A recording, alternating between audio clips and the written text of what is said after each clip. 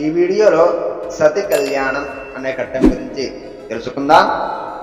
మునపటి వీడియోలో తెలుసుకున్నట్లుగా వాణీపతి హితోపదేశానికి సరే అన్నాడు దక్షుడు.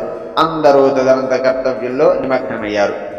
మునులారా, పిమ్మట బ్రహ్మ ఈ విషయాన్ని విన్నవించే నిమిత్తం హిమగిరిని చేరి శంకరుని కలుసుకున్నాడు.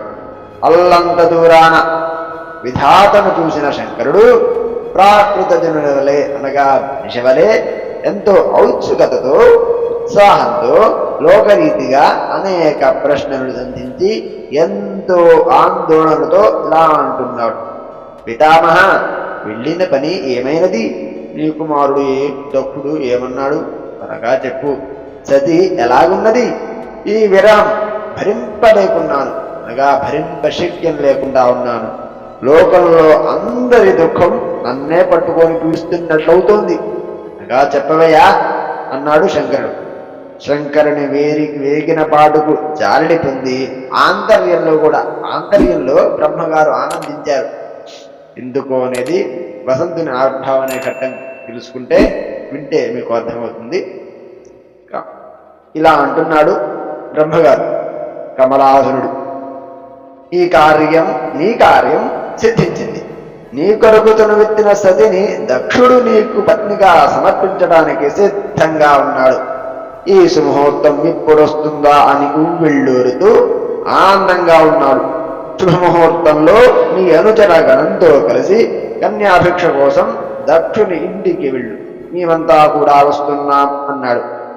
ఆ మాటలు చెవులు పండుగై తోచగా రుద్రుడు తన గణంతో సిద్ధమయ్యాడు. బ్రహ్మగారు చెప్పిన క్షణమే చాలు, వెంటనే తన గణాన్ని తీసుకొని బయలుదేరాడు రుద్రుడు.